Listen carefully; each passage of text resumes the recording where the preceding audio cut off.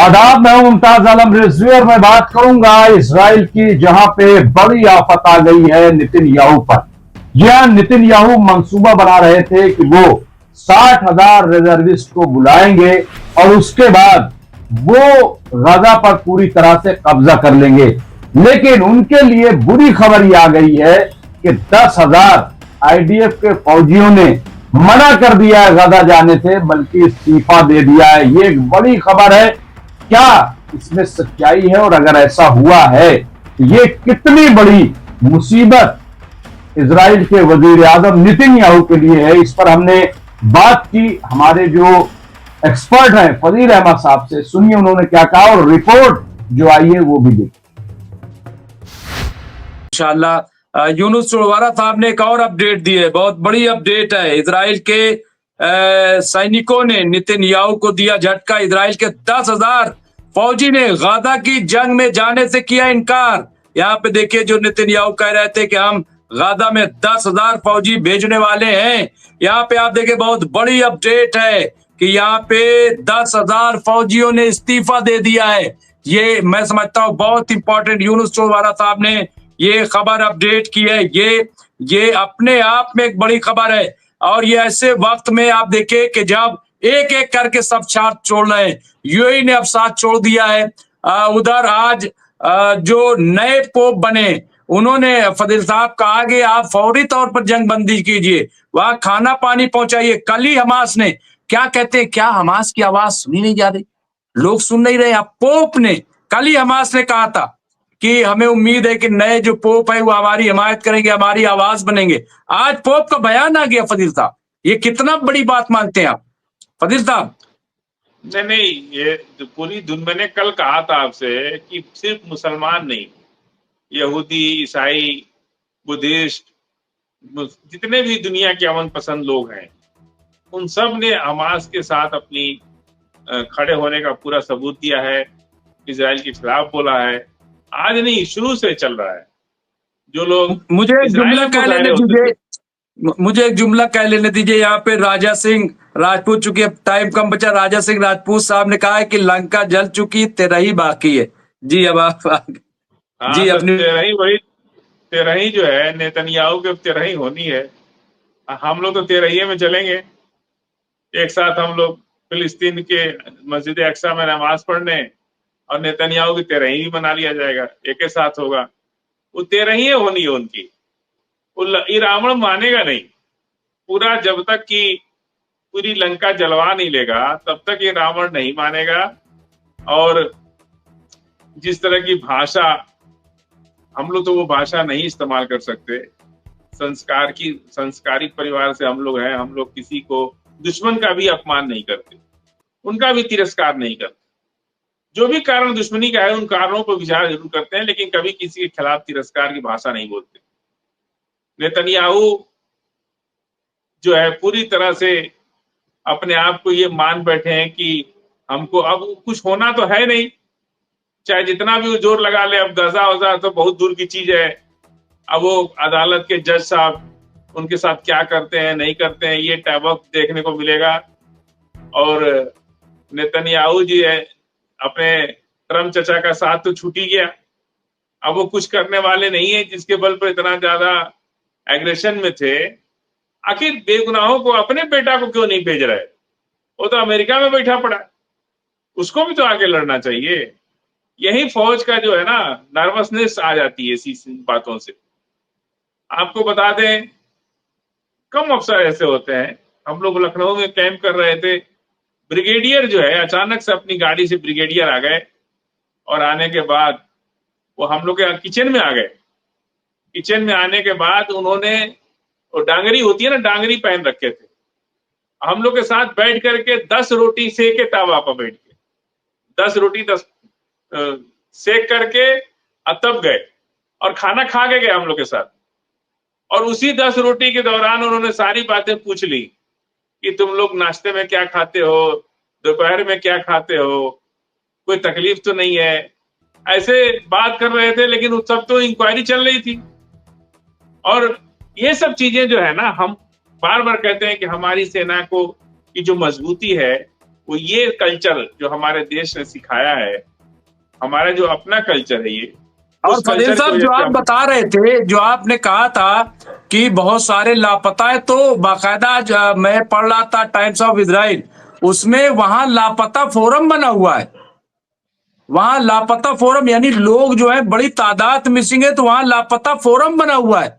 वहां वो लोग भी प्रोटेस्ट कर रहे हैं साहब, कोई बताने के लिए तैयार ही नहीं है, जैसा कि आपने कहा, मैं तो यही कोई कह रहा हूं रिपोर्ट ना नहीं। कि कोई डाटा ही नहीं है आईडीएफ के पास अपने मिसिंग मिसिंग जो हमारे जो उनके आईडीएफ सोल्जर हैं, जो रिजर्व हो या अनरिजर्व हो, कोई डाटा नहीं है कि हमने किसकी ड्यूटी कहाँ लगाई, वो कहाँ चला गया, मरा कि जिंदा है, कि लौट के आया, नहीं आया, क्यों नहीं आया, डाटा ही नहीं है उनके पास।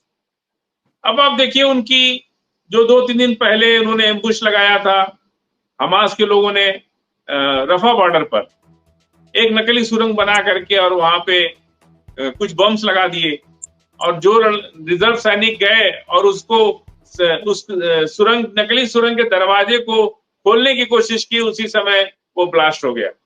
उसके बाद बख्तर बंद गाड़ी में 4-6 सैनिक गए और जा करके वहां बाहर टहल रहे। जब बाहर टहल रहे, वो हमास के कुछ लोग आए और एंटी गन जो है, एंटी टैंक मिसाइल जो गन होती है, उससे उन्होंने उसको फायर करके उनकी बख्तरबंद गाड़ी उड़ा दी और वो सब लोग मारे गए। 4-6 लोग बाद में भी मारे गए।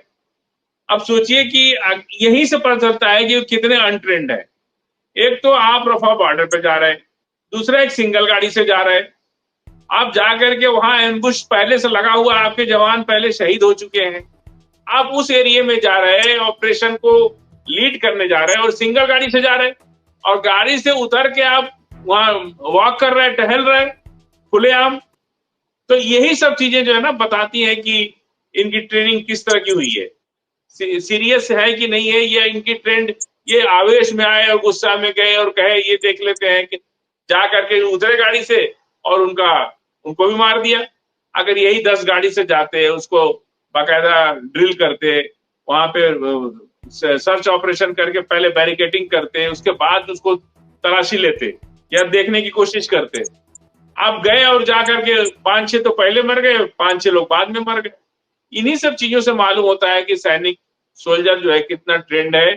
पेशेंस लूज नहीं करता है सोल्जर, ऐसा मुझे बताया है लोगों ने, कि चाहे जितना भी गोली चल रही है, कुछ भी हो रहा है, यदि आप पेशेंस लूज कर गए, गुस्से में आ गए, तो वहां जो जाएगा वो भी मारा जाएगा।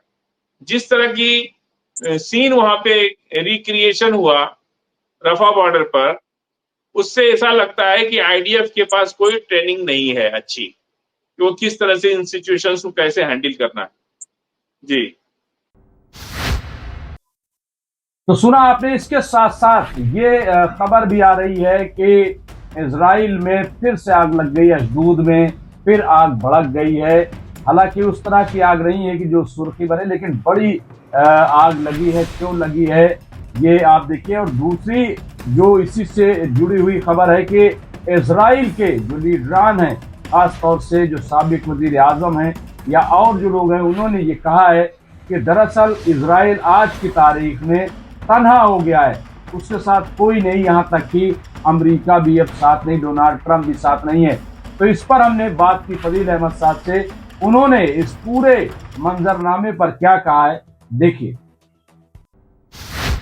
ये मोहम्मद रईस साहब ने दिया है कि इजराइल के इलाके अशदूद के पास एक बड़े हिस्से में फिर से आग लग चुकी है। ये बहुत बड़ी खबर है इजराइल से। मैं समझता हूं कि फिर आग का भड़कना, बार बार आग का लग रहा है, और मुझे लग रहा है कि ये जो हमला हो रहा है, बार बार मिसाइलें जो फेंकी जा रही हैं, ये इसकी वजह से इजराइल में ये आग लग रही है, और ये फिर बहुत बड़ी आग लगी यहाँ पे। और इसके अलावा नूर साहब ने खबर अपडेट की है, ये भी बहुत इंपॉर्टेंट खबर है। नेतन्याहू का समर्थन घटता जा रहा है और बहुत जल्द उनकी सरकार जो है वो गिर जाएगी, नेतन्याहू की सरकार गिर जाएगी। तो ये आप देखिए, बहुत बड़ी बात यहाँ पे अपडेट की गई है। तो इस तरह से क्या लग रहा है फजील साहब, जब बहुत ज्यादा नाराजगी है अब, और कह रहे हैं कि साहब अब नेतन्याहू का साथ छोड़ने वाले बहुत ज्यादा नाराज है, क्योंकि अमेरिका चाहता है कि गाजा में खाना पानी पहुंचे, बच्चे मर रहे हैं और उनकी बड़ी बदनामी हो रही, दुनिया थू थू कर रही है, वो कहीं निकल नहीं पा रहे हैं। सबसे बड़ी चीज ये देखिए, बड़ी शर्मिंदगी होती है हाँ, कि आप छोटे छोटे दूसरे मुल्कों में बोलते हो कि यहाँ ऐसा हो गया, ये ना हो, ये ना हो, ये यहाँ क्यों नहीं बोलते? लोग सवाल करेंगे, मीडिया उनसे सवाल, और खास तौर से अभी जब वो अरब आएंगे, सऊदी अरब, तो क्या मीडिया सवाल हो गया? मीडिया सिर्फ और सिर्फ, मैं आपको बता रहा हूं, सिर्फ फिलिस्तीन पर सवाल होगा। फजील साहब, क्या मैं गलत कह रहा हूं फजील साहब? नहीं, देखिए, तुलसीदास की एक चौपाई है कि समरथ के नहीं दोष गोसाई।